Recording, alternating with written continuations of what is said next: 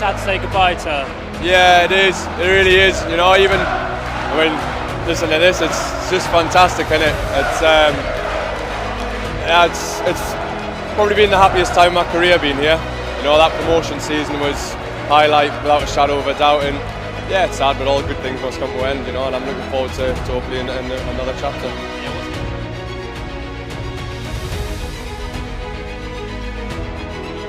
Ramage is a bit older now, but he still remembers stepping on the field for a team in England's top division for the very first time.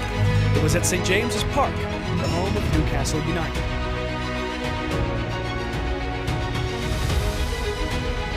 I made my debut at home against Olympiacos in the UEFA Cup. That was surreal. For me, it was the one moment in my life that I dreamed about happening, was to play at St James's Park in front of my friends and family, as well as the Geordie nation, and I lived that dream.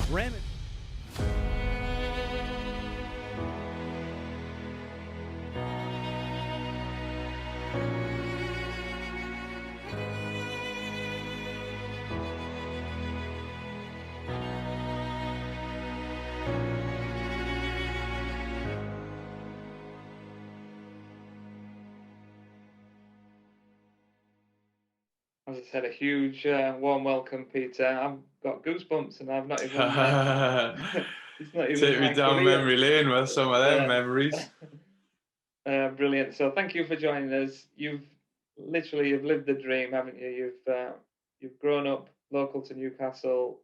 You've managed to play for your hometown club, and played in the best league in the world against the best players and with some of the best players. So we'd just like you, if that's okay with you, just to kind of share a little bit about your story, about your upbringing, your childhood, and your career, and we'll jump in with questions if that's okay.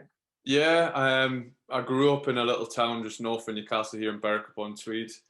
I got scouted when I was 11-year-old and went through all the ages from centre of excellence as it was back then, through the academy ages, under 17s, 19s, through reserves and into the first team. And just like the video showed, made my debut against Olympiacos, and then for the next 4 years made 60-something appearances before my time came to an end. My last year of my contract, I tore my cruciate, which is, if there was any time or a worse time to get an injury, it was this is the last year of your contract, and to get an injury like that, which kept me out for basically the whole of the season, was a tough pill to swallow. But like it said in the film, all good things come to an end at some point. And to be fair, I think I needed to leave Newcastle at that moment. So made a big jump down to the big smoke and joined QPR. Spent 4 years there before going to Crystal Palace, Barnsley. Had a stint in India to play in the Super League over there before coming back, playing for Leyton Orient Coventry, and then ended my playing career out in America in the USL, which is the league below the MLS, playing for Phoenix Rising, and then hung them up. Came back and began working at Newcastle's academy at the under-13s. Coaching was always something that I wanted to do. Got my coaching badges and had my A licence by the time I was 30. So it was something that I earmarked early in my career that once my playing days were finished as to what I wanted to transition into. Luckily enough, when I finished playing, Ben Dawson and Peter Beasley, who were the coaches of the 23s at the time, invited me in for a cup of coffee, offered me a role within the academy, and then stayed there for 9 months before going back across the pond to Phoenix. The assistant manager when I was playing there, he was made interim manager on a short-term period, needed some help. It was only a part-time at Newcastle with no sign of a full-time role, so I thought it was an opportunity for me to progress as my career as a coach. Had an unbelievable 2 and a bit years there before coming back for a third stint at the academy here, and now I'm the assistant to the under-23s, which is a role that I love. It's a role that I always wanted to be in, working with a group of players that are on the brink of a professional career, but still got time or still got work to develop. So try to be an educator as much as a coach.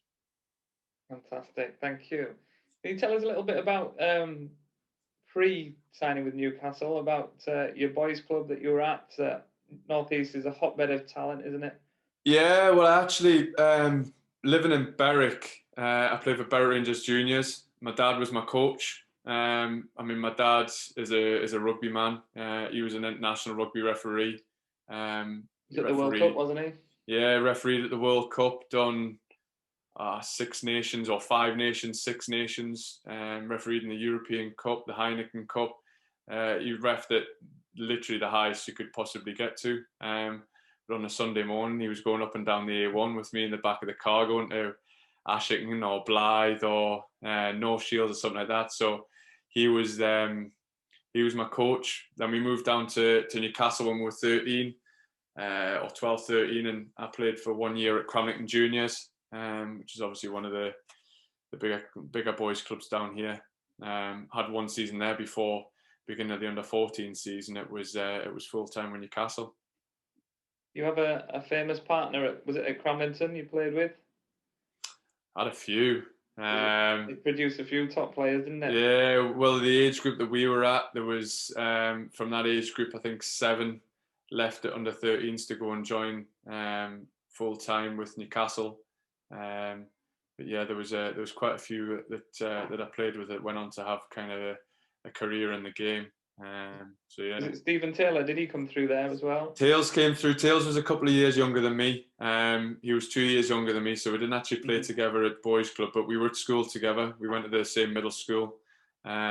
He went to a different high school to us, so we had that little bit of rivalry. But then when he joined the academy full time as a scholar, or as an apprentice it was back then, we kind of got reunited. So me and Tails have had a relationship for the better part of 20 or 25 years or something. And it's still strong to this day. One of the boys put his video, you know, the one where he's dancing in front of the goalkeeper. Oh yeah, was that against Southampton? I think it was. Yeah, Tails was doing. Yeah, Tails was doing that as a kid. He was a smart, intelligent guy. Always trying to get one up on his opponent. If he weren't dancing, he was nipping. If he weren't nipping, he was standing on toes. He was a real throwback to kind of bending the rules and things like that. But listen, it got him at that day. It was Johan Kabay with a free kick who ended up sticking it in the top corner. So you can say it worked. Definitely. Nelly will have fallen off his seat at that point, wasn't he? So your dad was a rugby man. Was he disappointed that you wanted to go down the football route? Or did he want you to be a rugby player? Or no, my dad was brilliant. To be honest with you, I played rugby when I was younger. I loved the game, still love it now. I sometimes prefer watching rugby games to football. To be honest with you, it wasn't a tough decision. I didn't really fancy getting tackled off 6'7" big hairy arse second rows. I'd far rather deal with a 6'7" beanpole and Peter Crouch. So no, my dad, like I said, he was my boys' club manager when we were growing up. He never forced me to play rugby. He never forced me to play football. He just wanted me to do whatever I wanted to do. He's a sportsman himself. He was a cricketer, a golfer, a tennis player, and you know, that's how we were as family. You know, if we weren't in the summer playing football, we're on the golf course, we're playing tennis, we're just doing whatever we could, what we could do. So he, when I decided to, you know, go fully into football, he was one of the biggest supporters of me. what was it like then? At what point did you kind of know that I'm going to be a professional footballer and I can fully concentrate on that? Or did you have other things kind of on the back burner? I was good at school. My mum and dad weren't strict with me, but they were pretty. With my dad being involved in sport and especially at rugby, he'd seen like the impact that injuries can have on you. That literally, I mean, my dad himself, he was a high level rugby player, but he was a scrum half. Took the ball out of a scrum, collided with a flanker, and just about broke his neck. To this day, the guy who he collided with is still paralysed. My dad was the lucky one out of that kind of collision. So he kind of drummed that into me that it could just take one tackle and your career's done. So there were, you know, it was a harsh lesson for me to learn, to see him, you know, cut short his playing career. worked out all right for him in terms of refereeing, but it made me realise that I had to stick in at school because it could have taken, one tackle. And I've had serious injuries myself. I've had 2 cruciate injuries on both knees. So I knew that I had to stick in at school, which is why I did well there, but also why I kind of thought about starting my badges when I was early in my career, because like I said, I didn't really want to be finished with having nothing to fall back on. So he again was a big advocate for me to try and get my coaching badges early in my career. So in case that moment happened, thankfully it didn't. But they always run that risk every time you go onto a football pitch. Yeah, it can potentially be a very short career, can't it? Yeah, but I mean, to answer your question, I didn't know early doors, but I thought once I started to get into the reserves that I had a chance of a career. I played a lot of games in the reserves, was captain, was never allowed to go on loan because I was always kind of training with the first team and captaining the reserves. So I knew I was half decent, despite a lot of people saying otherwise. But I knew I had a chance. I just needed an opportunity to prove it, and that opportunity came against Olympiacos, and then later on in the season I made my Premier League debut at Man United. So I think it was probably then when I realised that yes, I can be a footballer, but you always live with that fear in the back of your head that it could be taken away from you at the blink of an eye. Who was the manager of the first team at that point? I came through under Bobby Robson and made a lot of benches, but never made the field under him. Graham Souness was the manager that gave me my debut. He didn't have the greatest of times as the manager of the football club, but for me as a young player coming through, he had a profound effect on me in that he just gave me the confidence to go out and play. He educated me, and I was a centre back coming through, but played majority of my early appearances at full back. So he spent a lot of time with me, understanding the role that I was going to face, the players that I was going to face, the different kind of attributes I was going to need. Centre backs, you just need to head and kick it, whereas full backs, you need to be able to pass the ball to your teammates, you need to be able to cross, you need to take a throw in, you need a lot of there's a lot of different kind of tools you need in different positions, and he spent a lot of time with me, giving me them kind of attributes to be able to play the game at the highest level. How was it working with Sir Bobby? It was incredible. I still, to this day, he was probably the best man manager I've ever come across. I first started, training with the first team when I was 18, 19-year-old. And he treated me the same as he treated 29-year-old Alan Shearer, 35-year-old Gary Speed. He treated everybody the same.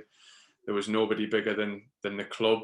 There was no character bigger than the man sitting next to or standing next to you. He was an influential figure in me, and how to manage players. I still remember now. It's gosh, 20 years since we worked with him, but I still remember the sessions that he put on and how he handled himself with different characters, because the group that he had was certainly tested him, but whilst they tested him, they always, each and every single player in that group respected him and wanted to work for him, whether they were in the team or not. Brilliant. Yeah, some top manager, and Souness, I know he didn't have the best times as a manager, but what a player and what a career he had as a player. So talk us through then that experience. You've coming through the reserves, must be some top players in Newcastle's first team, some big characters, some big egos. What was it like going into the dressing room with those guys? And yeah, it was intimidating, but at the same time, you sink or swim. If you can't handle yourself in that kind of environment, then you can't handle yourself in front of 52,000 people. So I came through. There was obviously Alan Shearer was the club captain, Shay Given, Steve Harper, Gary Speed was a senior figure at the time who was still at the football club, God rest his soul. But they were players that you look up to. You try to handle and conduct yourself on a daily basis like they did, because at the end of the day, there were some of the Premier League's greatest players. Then you had kind of the younger generation, or the Brat Pack as they were called, the Kieran Dyers, Craig Bellamy's, Titus Bramwell's, Jermaine Jenis. They were just as good with me as the other guys were. Bellas was probably one of the hardest players I've ever come across. In many faculties, he trained every day like he played. expected and demanded the same from everybody else.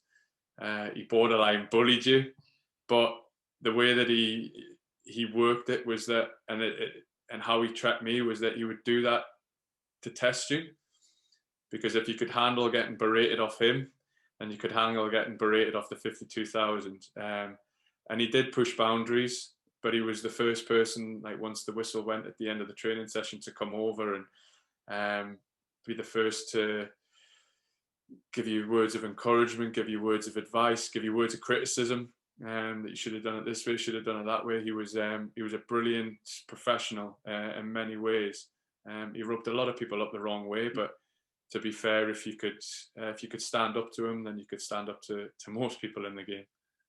Yeah, things have certainly changed, haven't they, from those days, and you know the way kind of footballers are able to treat each other and coaches able to treat each other. What was it like then? When did you know about your debut? When did you know you're gonna?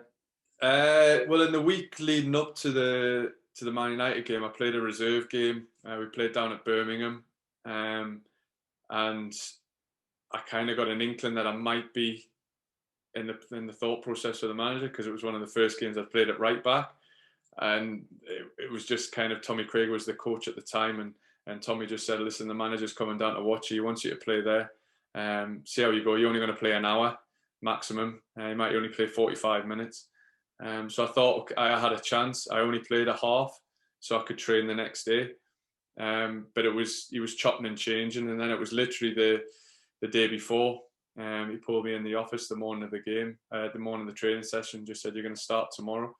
Get your head around it. Do what you need to do. Away at Man United. Away at Man United, yeah. He said you'll be facing Ryan Giggs probably, and that was it. Just not much else. Morning of the Did game. you get any sleep that night? Yeah, you know what it is. I never really got nervous before games, and I didn't really get nervous before that game. I slept well. Got up at the time when probably the nerves really kicked in is when you walk out and you do the handshakes before the game, and you had Giggs walking past you, Paul Scholes, you had Wayne Rooney, Van der Sar, I think was a keeper at the time, or was it Tim Howard was in goal at the time, Rio Ferdinand, Gary Leinster, Gary Neville. You had all these players that I'd been watching. Just an average side then. Just an average side, yeah. All these players walking past you, shaking your hand, and then as soon as the whistle went, I'll be honest with you, it just kind of fell into a normal game, and it was a hot day, but we actually did well that day. Darren Ambrose scored.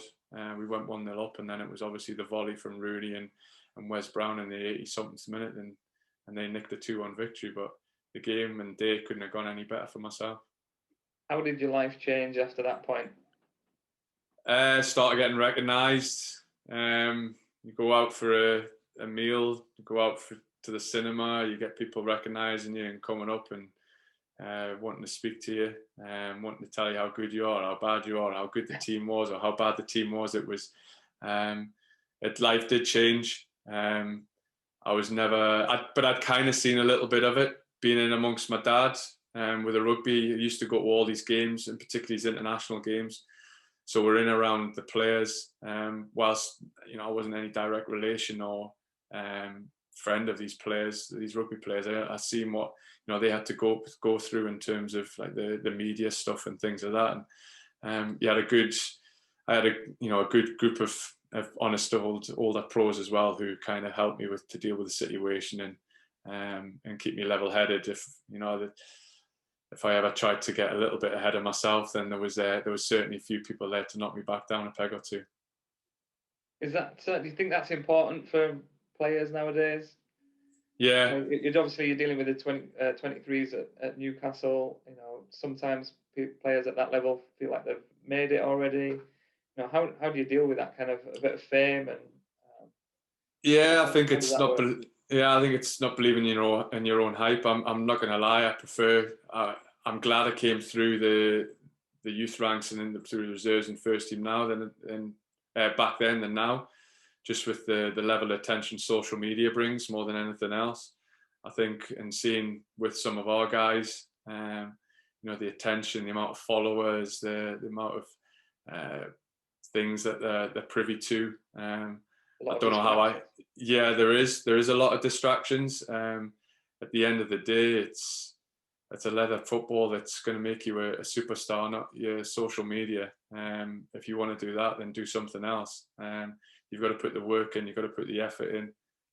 It's not some guy that's going to, give you a pair of boots or things like that that's going to help you. It's it's the feet you're going to put into them boots that's going to make you the star that you are. And I think it's key that people have a lot of education in that regard as well. I think seeing our guys dealing with it, we have a network that helps them with that side of things, having to deal with the pressures that social media brings, and particularly. And it's up to us as well as coaches who have lived through the experience of being a professional footballer, who've seen the bright lights, the glitz, the glamour, but also seen the dark times as well. I had a lot of dark times when I was coming through my career or playing through my career. So drawing upon them experience to try and guide them in the right way to hopefully go and have a career that they'll look back on in 10, 15, 20 years time and be proud of. What kind of sacrifices did you make when you were late teens? Most of our guys on the call tonight, our student athletes, are 18 plus. What was your mindset? What were the kind of sacrifices you were making at that age? That age, it was the age-old thing of not going out with my mates. Quite a lot of them were at university and going on Freshers Week and going on the drink every other night or every night, as some of them were doing. Trying to stay away from the bright lights that Newcastle has to offer. There's probably a few on here that might have tasted it and they know how good it can be and how good it can get. But I had to do it because if you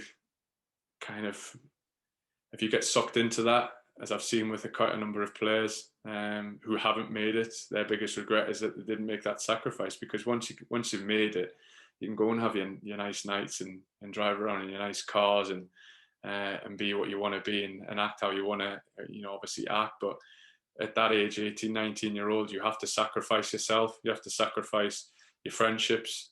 Sometimes you have to sacrifice your family. It's because it could be brothers, cousins, sisters, whoever that wants you to go out. But you have to be able to be driven and understand that, all this isn't great. What you put into your body is key.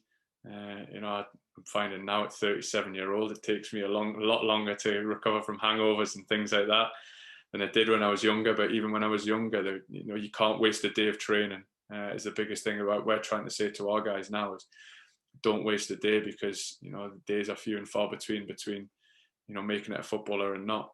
You don't have a lot of time to make it, so don't waste them. And that was a big key for me, was that I had to sacrifice myself from some friendships. What about things like sleep and nutrition? How important were they to you, and in comparison to what's available now? It was a lot different. I mean, again, God, it's nearly 20 years ago when I was kind of coming through. So it was still obviously we had dietary requirements that we were guided to, but you're grown men at the end of the day. If the club at that time, they provided us with a breakfast and a lunch at the training ground, but they didn't know what we were going to put in my mouth as soon as we left the training ground. So you have to be dedicated yourself to be able to go and eat the right foods. One of the big things for me was I moved out and moved into my own place quite early doors, and my mum, while she always used to cook me meals as and when I wanted, she taught me how to make my own food, how to make pasta dishes, how to make chicken,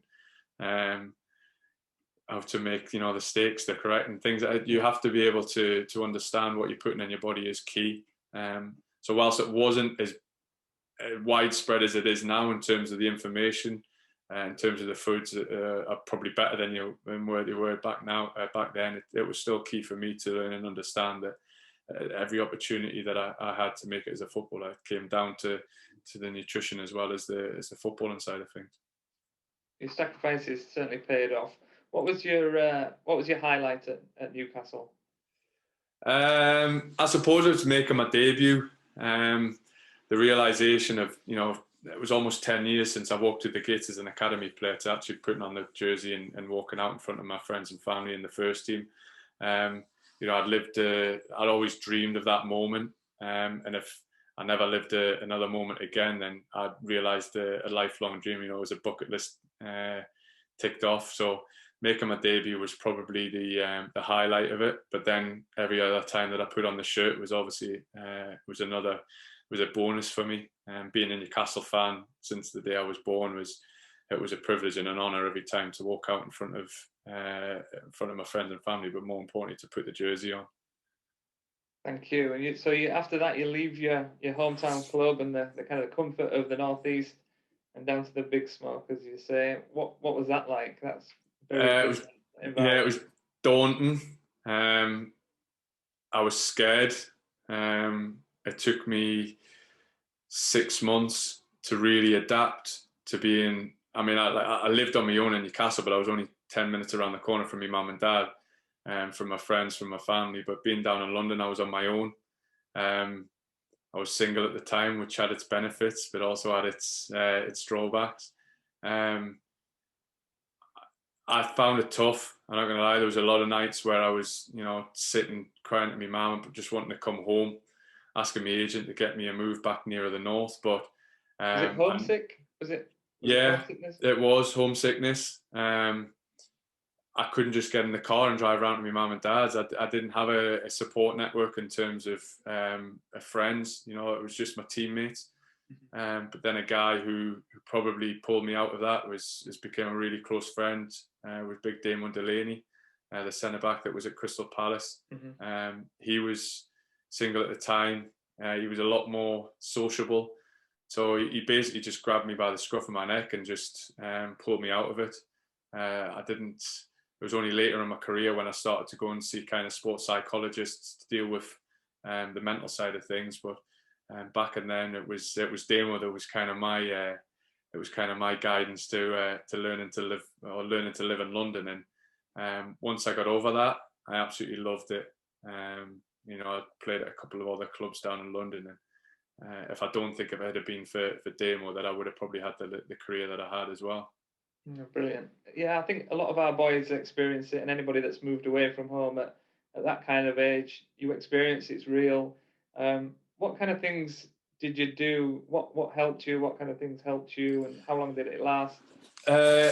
Well, I mean, I was literally, as soon as the game was finishing, I was getting in my car and driving up, which, you know, Newcastle to London or London to Newcastle is 5.5 hours in a car. And then I was getting up at kind of 2-3 in the morning and driving back down on a Monday morning to begin training, which obviously isn't great for your body.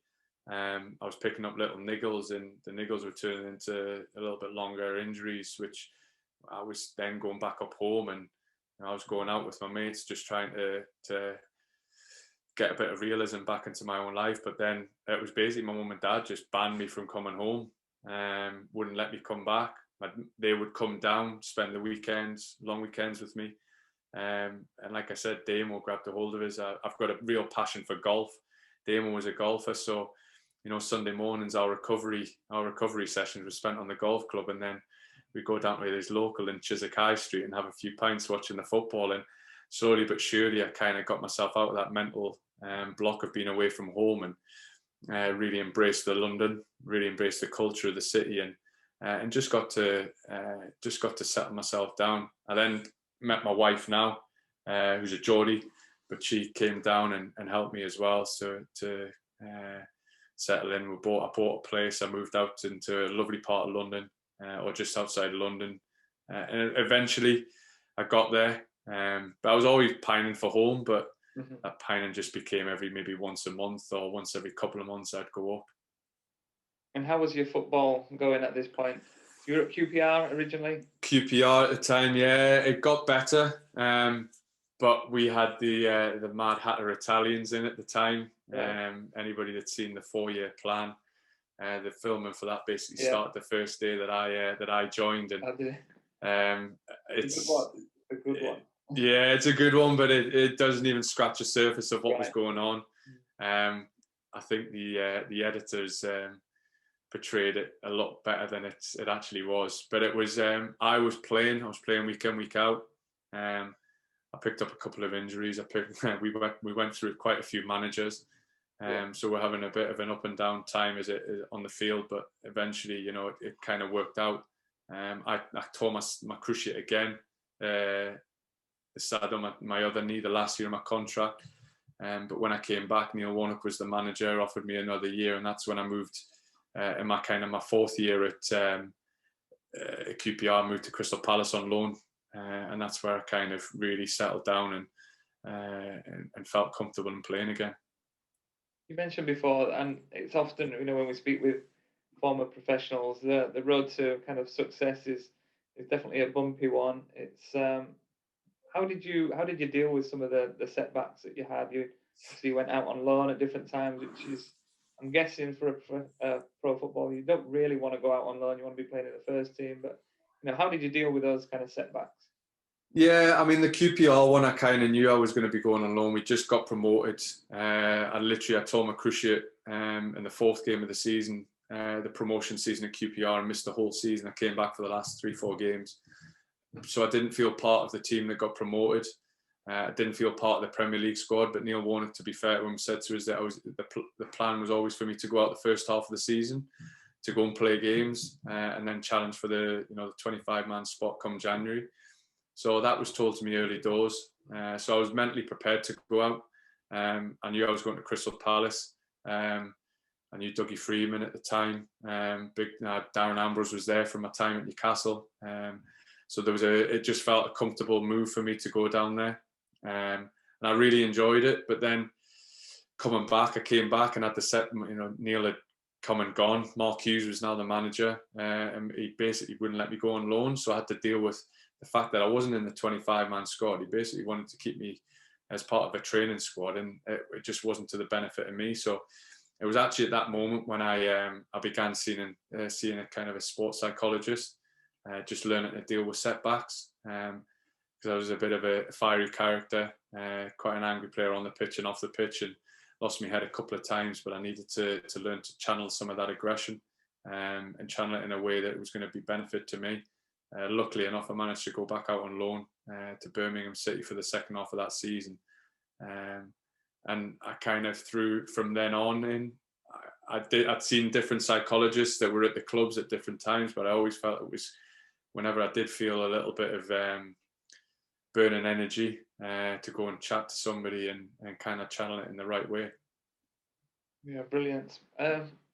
It's something that's kind of new or relatively new, isn't it? This kind of sports psychology. Is it? Were players willing to go and speak to them, or was it kind of seen that you needed to do it on the quiet because you didn't want your teammates to know that you were speaking to them? I think I went kind of on the QT at QPR because of that. I didn't want to be seen as a weak-minded player, but it was actually making me stronger. It wasn't until I went to Barnsley on loan for the first period. Danny Wilson was the manager, and he had a good friend of his was a sport psychologist, and came in and gave an unbelievable presentation. I instantly thought this was the guy that I was going to use there and then. But it wasn't just me. There was a few other players went, and then it became more accepted amongst the other groups. Mm-hmm. I got a bad injury when I was at Barnsley, and it just kept me in a positive mindset. Was going to see him I seen him twice a week. We had daily goals, weekly goals, monthly goals that he set me for in my recovery. And then once I came back from the recovery to playing, and I think the players seen the benefit. And I was open by then to talking about what I'd been going through, how I dealt with it, and the challenges I was facing and how I got through them challenges was basically down to the guy that I was going to sit and chatting to. And I didn't really care what people thought of it. Thereafter, I was in my late 20s by then, so I didn't really care. These guys weren't going to affect me. They were going to affect me on the pitch, but they weren't going to affect me off the pitch. And how they thought about me, going to see these guys didn't really bother me. Brilliant. Can you tell us a little bit about your time in the US? Then you went over to Arizona, similar climate to Newcastle. Yeah, literally, it was in the summer of 2016. I'd just left Leyton Orient. I was about to sign for them, but then I pulled the plug on the deal because they had another Mad Hatter Italian in at the time who was running the club. We ended up parting ways in that respect, and I was going to go on loan to Blackpool. I was going to go on trial to Blackpool. Literally put the phone down. 2 hours later, the coach I worked with at QPR, Mark Bircham, I don't know if anybody knows, he used to have the blue kind of strip down the middle of the mohawk.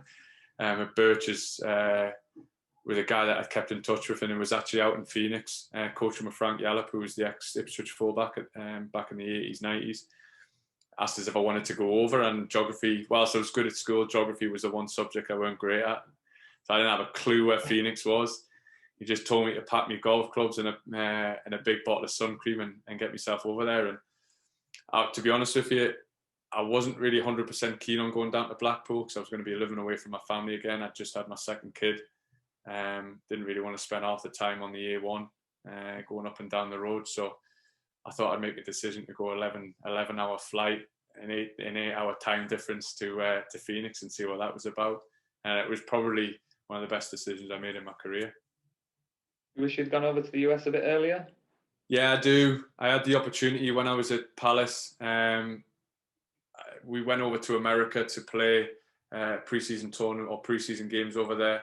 And I got approached about signing for 2 teams. Got asked to go over and have negotiations with them.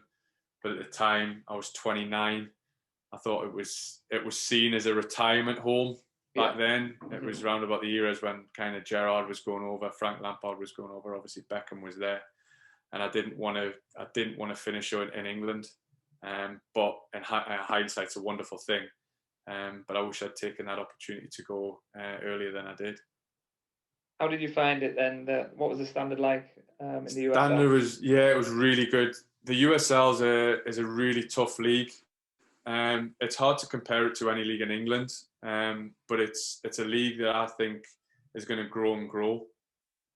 I think the MLS are probably going to take their 2 teams out in a few years' time, which I think will make the league a little bit more competitive. I mean, when I was playing against teams, the 2 teams, you never knew what you were going to face. Whereas you played like the single identity teams, like the Phoenix Rising, there's New Mexico, El Paso, teams like that. You knew what you were coming up against because there was the same squad there and week in, week out.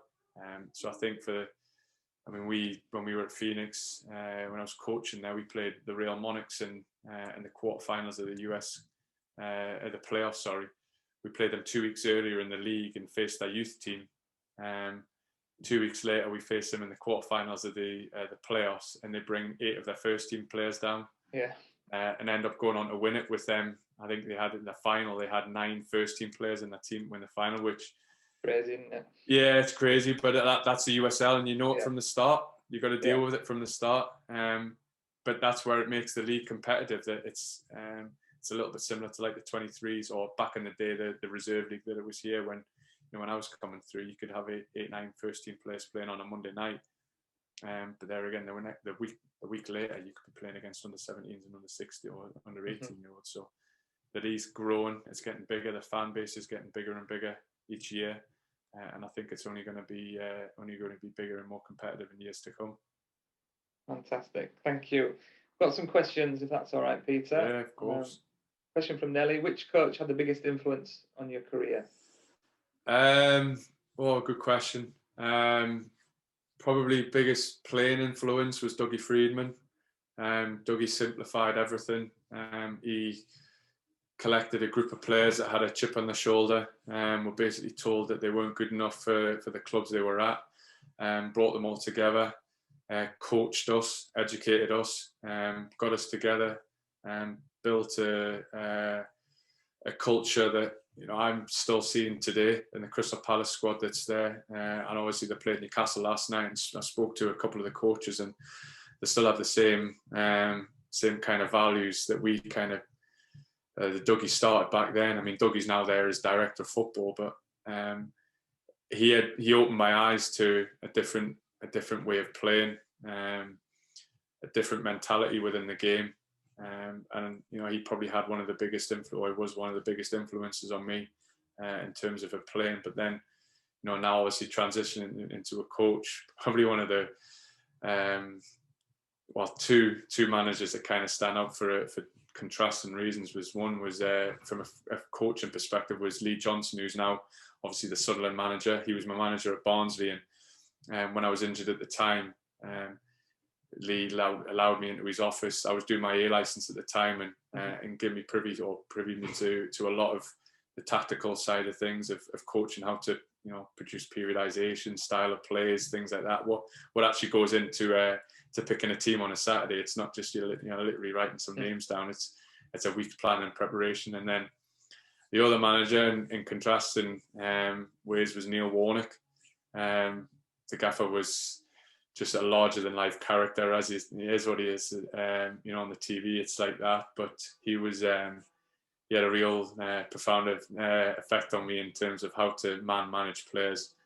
He had a way that was his way or the highway, but it was brilliant. It was brilliant to be involved in. Yeah, he's very entertaining. Certainly on that documentary and any YouTube of Neil Warnock in the dressing room. Another question from Nelly. Can you think of a player you played with as a kid or as a pro that you thought would make the grade but didn't? For whatever reason? Good question. There was loads of kids I was coming through that was better than me, certainly in the academy. Bryce, I might remember a couple of them. One in particular was Tommy English, a left winger from Seaham. Unbelievable left foot, just didn't have the attitude and mentality to be a footballer. He did like going out, he did like his pint, he didn't really watch what he put in his dietary requirements, but he was probably one of the ones where I thought kind of wasted it. There's been a few over the course of time which I thought should have done better than they did. One in particular, it's when I played at Barnsley, was a lad, I don't know, might recognise the name, Paddy Mccoy. Paddy played at Celtic, Northern Irish international, one of the most gifted footballers I've ever come across. And should have played at the highest level and been regarded as one of the game's greats, but just again somebody that just didn't have the mentality to actually kick on and be the best. But he was happy and he was comfortable in what he did and how he acted. He just lived life to the full and wasn't prepared to kind of make them sacrifices to be better. He was happy with what he was. What advice would you give? We hear this a lot. The attitude. You've got a talented player but might not have the right attitude. Is that something you can teach? Is that advice that you can give to people, or is that just you can give the person or the individual all the advice you want, but if they don't have it in themselves to be what they want to be or get to where they want to be, then it's all going to fall on deaf ears. I think that's got to come from within. Obviously, you can try and help and guide that player, but if he doesn't want it, then I know this is going to sound harsh. You move on to the next player who does. That player will find his way. Or something somebody said to me yesterday was, the game will always find you out. So if you're willing to put everything into the game, then you'll get everything back from it. If you're not, then you won't last. But it's my job as a coach to try and give that player everything until he leaves the football club, and even after, if I still speak to the guys at Phoenix. In fact, I was helping one today with a film for him to send out to clubs to try and get another club. He isn't good enough to be able to stay, or wasn't good enough to be able to stay in the game, but he wanted to keep learning, and that's kind of what I'm trying to do and trying to help him. But I think a lot of it comes from within. Thank you. Question from Zach here. As a lifelong Newcastle United supporter, can you please tell Brucey I would do anything for a trial? But a similar question to the others. What's some advice you'd give to the young academy players in regards to getting trials and opportunities to play at the next level? Yeah, I'm getting a trial. It's a difficult one. I'm kind of learning that at the moment in time, how to kind of showcase yourself. Obviously, we have a recruitment department who go out and watch a load of games, just try and be the best player on the pitch every time you cross the white line. And being the best player sometimes isn't about being the best player; it's about being the best person on the field as well. A big thing for us is bringing good characters into the academy. think it was, the All Blacks. Man said good, is it good people make good All Blacks, or something along those lines. So just trying to be the best you can be will get you noticed in one respect or the other. For the guys that are actually in the academy, a big thing for me is don't waste a day. Like I said earlier on, you ain't got long to make it as a professional footballer in the academy. You get a 2-year scholarship. It's basically, just over 700 days to try and become a professional. If you waste a day, then that might be the difference between you making it and not. So don't waste it. Because I've lived at being a professional footballer. I have 1,000,001 regrets throughout my career, and look back at my time as an academy player, and to be honest with you, I wish I could have done it all over again, because I would do it all differently. Because I think if I had applied myself a little bit better, certainly in all the earlier years, then I might have had a better career than I did. That's interesting. What kind of things would you change? I would change my daily habits. I was always out first. We normally had a 2-touch or head tennis net set up, and we always used to play it. But then, the practice and repetition of my own skills, heading the ball, passing and receiving skills. Going in the gym was probably the biggest thing for me. Was actually my off-field stuff. Going in the gym and preparing my body for senior football. I didn't really start to go in the gym until it was kind of too late. When I broke into the first team, I was still a skinny little 6-foot beanpole. I wish I'd gone in there and got stronger, got physically more tougher. Also, again, hindsight's a wonderful thing, but learning to be able to deal with the setbacks more from a playing perspective. I made a lot of mistakes when I was younger, so how to handle them mistakes, how to be able to deal with the mistakes and not lose confidence from making them mistakes. So being able to understand from the mental side of things how to kind of bypass them issues that I did have when I was younger, to be able to handle actually playing in the Premier League, and then to go along with probably practicing more, training harder, and above all for me, was standing up for myself. I think when I was certainly a lot younger and coming through the academy, I kind of just accepted a lot of things. Whereas if I'd maybe stood on my own 2 feet a little bit more, I might have got a little bit further in the game. Brilliant, thank you. Thanks for sharing that. It's a similar question from Kent, one of my business partners. As an under-23 coach, what advice would you give to the young 19-year-old Alec Jankowicz, who made his debut for Southampton versus Man United last night and sent off in the first game? What do you do this morning when he comes into training? To be honest with you, for me, it was just one of those. It was just an unfortunate. He didn't go in to hurt the guy. It was just, I think, a bit of over exuberance to try and make a tackle and kind of stamp his authority on the game. I wouldn't be doing anything other than just treating him normally. He's made a mistake. We all make them. I once got sent off 5 minutes into a game. The next morning, it was basically, right, you're going to train. Come on, let's go out and kind of work on your game. It's hard because, without knowing the player and how he handles it, there might be different ways that he's going to have to be treated. I don't know how he was feeling after the game, but personally, if that was, my player, would just forget about it. You've made a mistake. Let's move on. Let's deal with it. Let's try and make you better, make you stronger for when the next time you step onto the field, you're going to be able to handle that situation and handle that occasion. Brilliant. Thank you. A question from Jay Taylor, our social digital media manager, is a big US sports fan.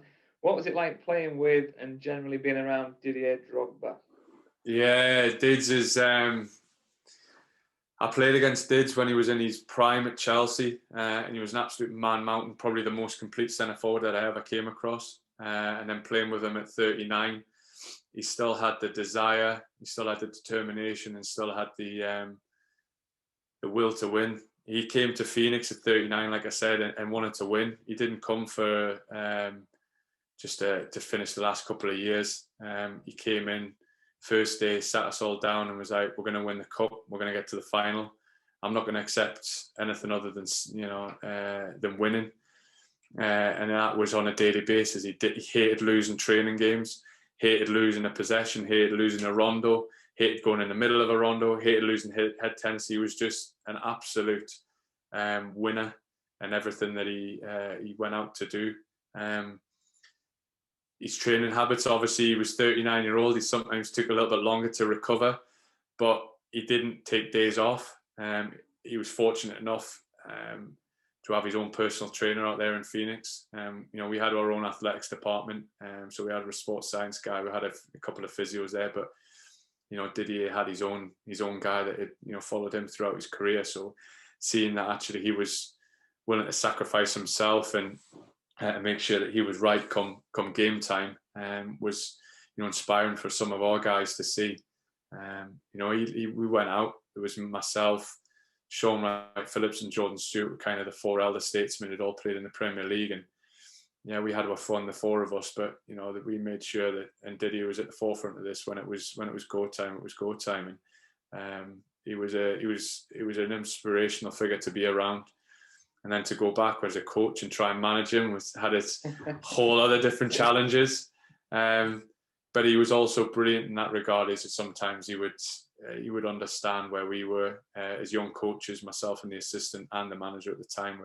We're all young in our career, and he took a lot of pressure off of us and put it on himself to kind of try and deliver performances on the pitch. Brilliant. Yeah, I can imagine that being quite tough. As a young player, this is a question from Brad. As a young player going up against some of the best forwards in the world, as you mentioned, Drogba is one of them. What was your self-talk like, and how did you approach games against big teams? I mean, you talked a bit about that kind of the mindset and that mental toughness. Yeah, I've done a lot of film. Video analysis was just coming into it back in the early 2000s. Well, I made my debut in 2004, 2005 season. So, we had a good video analysis team who kind of put clips together. And then, at the time it was Graham Souness would sit and go through, what I'm going to face, how to deal with it, how to try and combat it, but then how to get the better of it. So I used to do quite a lot of film, and it followed me throughout my career. I'm a big advocate for finding out what you're going to come up against, and then just going out on the training pitch and practicing how are you going to get the better of your opponent, and that's sometimes not looking at the opponent and it's looking at your own game. Again, coming back to what I just said before, I wish I did a little bit more. I was quite versatile when I was younger. Played right back, played left back, played centre half. So it was trying to get the better of whatever position, or the opponent of whatever position I was playing, and was kind of how I tried to deal with it. Brilliant, thank you. Question from Tristan here. Who was the funniest player you played with or ever met? Well, you mentioned him earlier on. Tails was probably one of the funniest ones. Stephen Taylor, he was even as a young kid, he was kind of the butt of the jokes. One of the funniest at Newcastle at my time there was Jonathan Woodgate. Woody was a larger than life character and always kept you on your toes. He never had anything other than a smile on his face. Believe it or not, Alan Shearer was as well. He was a big practical joker. I think as soon as he left the training ground, he put a dour face on. He put a serious mask on. Yeah, he put his media face on. But I'd probably say, going throughout my career, they were probably the ones that kind of stand out. There's been others throughout my times at Palace. We had a couple. We had a guy called Aaron Wilbraham, big centre forward. Albie was the entertainment's manager. And was always the ones organising the charge on the nights out after games. But in terms of actual practical jokers, I'd probably have to put Tails at the top. Second part of Tristan's question there is: have you ever pranked anyone or witnessed any of those kind of pranks? Yeah, played a few. I was never the prankster. To be honest with you, I was too scared of retribution. I could handle myself, but I was I was always just the one in the corner giggling away at Tails either doing something or Al doing something. It was never one of my strengths, was being able to. I weren't bright enough to be able to come up with some of these stupid things that they did, but it always raised a smile from my face when I did see them.